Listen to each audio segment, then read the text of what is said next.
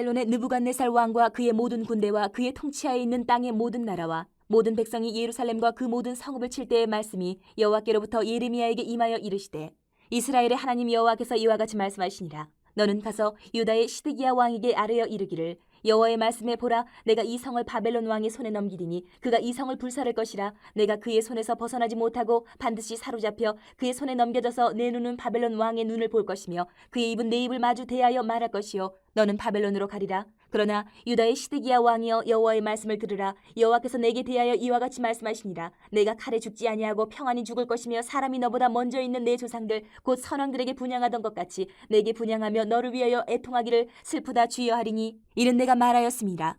여호와의 말씀이니라 하시니라. 선지자 예레미야가 이 모든 말씀을 예루살렘에서 유다의 시드기야 왕에게 아뢰니라. 그때에 바벨론의 왕의 군대가 예루살렘과 유다의 남은 모든 성읍들을 쳤으니 곧 라기스와 아세가라 유다의 견고한 성읍 중에 이것들만 남았음이더라. 유다의 마지막 왕 시드기야.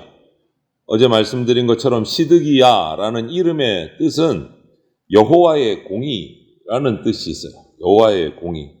그런데 시드기야 왕의 삶을 보면 이 이름의 뜻과는 정반대로 의로움이라고는 전혀 찾아볼 수 없는 왕이었어요.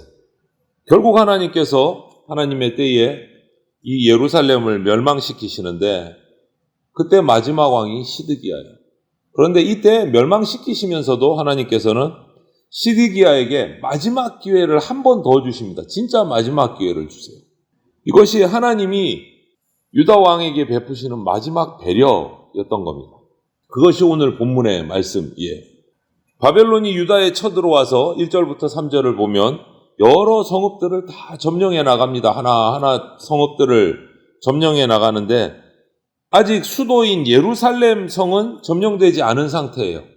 이때 하나님의 말씀이 예레미야를 통해서 이 시드기야 왕에게 전달이 됩니다. 하나님의 최후 통첩인 거예요. 이제 주변의 거의 대부분의 몇몇 성읍 빼놓고는 다 점령이 됐어요.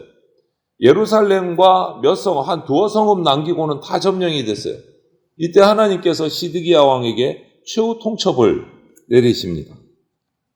예루살렘 성도 결국은 바벨론에게 정복되어서 넘어갈 것이고 시드기야 왕 너는 사로잡혀서 바벨론 왕 느부갓네살 앞으로 끌려가게 될 것이다. 이 최후 통첩이 날려진 거예요.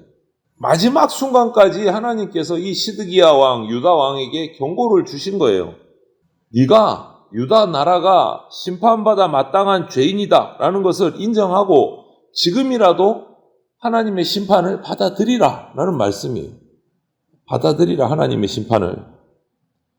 지금 이 말씀은 유다 나라와 시드기야 왕의 멸망에 관한 예언의 말씀이기는 하지만 지금 여기까지만 받아들이면 이후에 기록을 보면 시드기야가 당한 일과 이런 것들이 기록되어 있는데 거기에 비교해보면 지금 여기까지만 하는 것이 하나님께서 정말 배려를 해주신 거예요.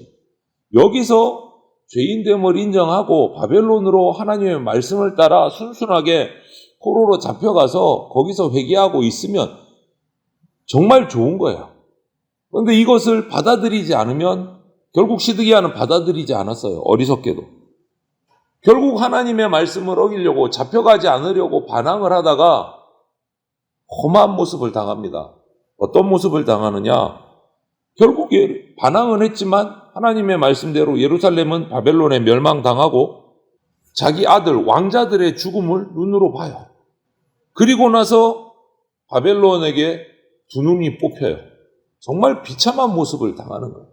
이것이 39장에 보면 기록이 나와 있어요. 여기까지만 하고 지금 최후의 통첩을 받았을 때 하나님 앞에 엎드려서 회개했으면 아마 이렇게 비참한 모습은 당하지 않았을 거예요.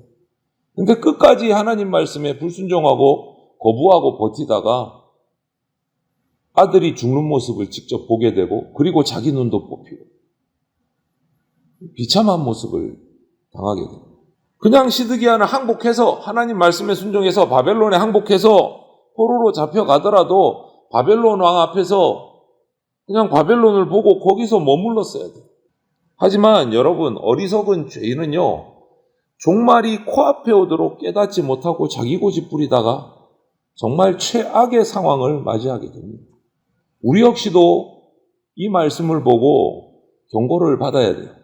죄악에 물든 삶을 좀 정당화해주는 나한테 달콤한 말씀만 받아들이고 나를 불편하게 하는 하나님의 말씀은 귀 막아버리고 이렇게 살면은 시드기야와 같은 인생이 될 수밖에 없습니다. 불편한 말씀에 오히려 더 가까이 나가서 나를 그 말씀에 부딪혀서 깨뜨리고 불편한 말씀이지만 지금 당장은 그 말씀에 순종하려고 그래서 세상에 누리는 것들이 불편해지는 거 오히려 말씀이 편안해지는 그런 훈련을 해야지 되는 거예요. 내 맘대로 살면서 내가 잘못 저지른 것은 그냥 정당화하고 눈 감으면서 또 하나님의 복은 다 누리겠다. 이런 법은 없습니다. 그럴 수는 없어요. 하나님은 이렇게 시드기야에게 예루살렘 멸망과 최후의 통첩을 예언하신 후에 그럼에도 불구하고 또 배려를 하세요. 시드기야 왕에게 너는 잡혀가지만 칼에 죽지는 않고 평안히 죽을 것이다 라고 말씀을 하세요. 그리고 많은 사람들이 네가 의롭게 행하지 못했음에도 불구하고 유다의 왕이었다는 것 때문에 애통하고 너를 기억할 것이다. 이렇게 말씀하세요. 이것은요, 지금이라도 하나님의 심판을 받아들이고 바벨론에 항복하면 왕으로서 최소한의 위엄을 좀 지킬 수 있다. 이 말씀입니다. 사실 하나님은 시드기야에게 지금 상황에서 최선의 제안을 하고 계시는 거예요. 여러분, 전쟁에서 패한 왕인데 비참한 죽음을 맞이하지 않게 해 주신다. 이거는 최선의 제안인 거예요. 전쟁에서 패해서 대적들에게 잡혀간 왕인데 비참함을 당하지 않고 죽게 해주겠다.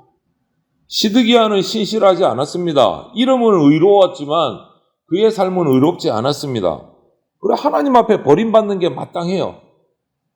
그래도 하나님은 자신이 사랑했던 다윗의 가문 중에 마지막 왕인 시드기야에게 그 다윗에게 했던 약속을 잊지 않고 마지막까지 제안을 해 주시는 거예요. 하지만 시드기야는 그것조차도 거부합니다. 결국 그래서 그의 심판은 가볍지 않았어요. 앞에서 말씀드린 것처럼 포로로 잡혀가서 느부갓네살 바벨론 왕을 만나지만 결국은 자기 눈앞에서 죽어가는 왕자들을 보고 그리고 자기 눈이 뽑힌 채 바벨론에서 포로로 살다가 죽임을 당합니다.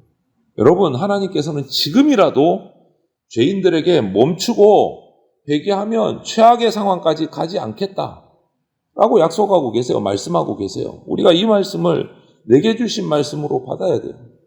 혹시 하나님이 멈추라고 말씀하고 계시는데도 불구하고 계속 습관적으로 이어가고 있는 죄가 우리에게 있지는 않은가 살펴야 됩니다. 죄가 떠오르면 즉시 그 자리에서 돌이켜서 나와야 됩니다. 그래야 최악의 징벌을 피할 수 있습니다. 오늘 6절, 7절을 보니까 이제 얼마 남지 않았어요. 바벨론이 수도 예루살렘까지 도착해서 예루살렘을 정복하는데 이건 시간 문제예요.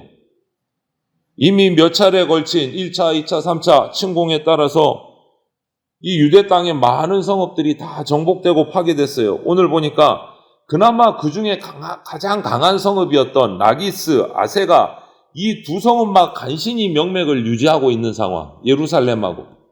그런데 7절을 보니까 3차 침략으로 그 강했던 성읍마저 다 무너져 버립니다. 이제 유다는 예루살렘만 남았어요. 멸망한 거나 마찬가지예요.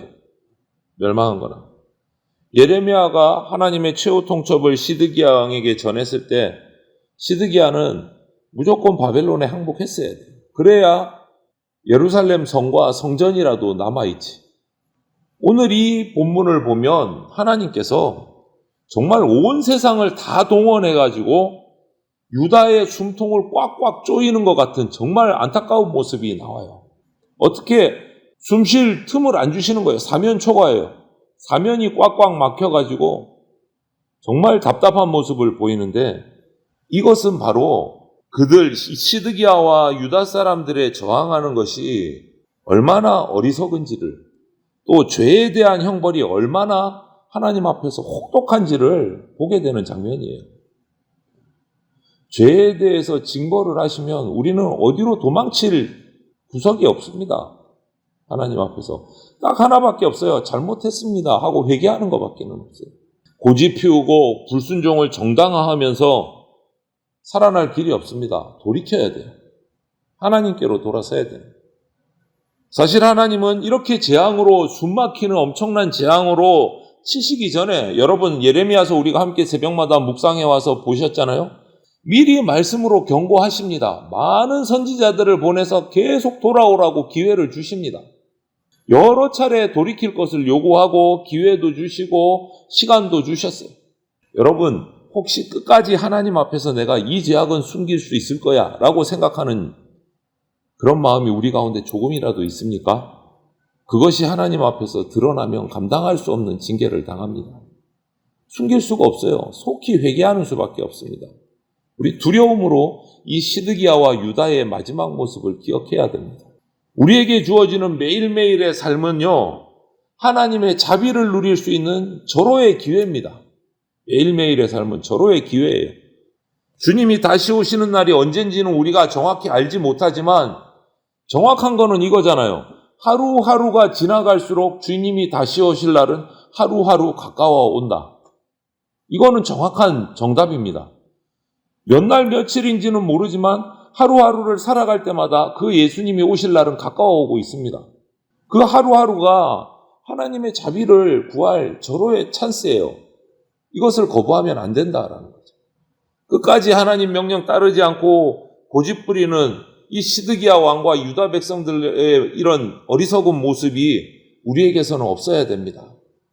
이 말씀 앞에서 이 마지막에 거부하고 비참함으로 나아가는 이 시드기야 왕의 모습을 보면서 혹시 나에게 버리지 못한 습관적인 죄가 있지 않는가? 오늘 우리 기도하면서 하나님 앞에서 살피시기 바랍니다. 그리고 그런 죄가 크든지 작든지 떠오르게 된다면 그 즉시 회개해야 돼요. 회개만 하면 하나님의 자비가 베풀어집니다. 회개만 하면.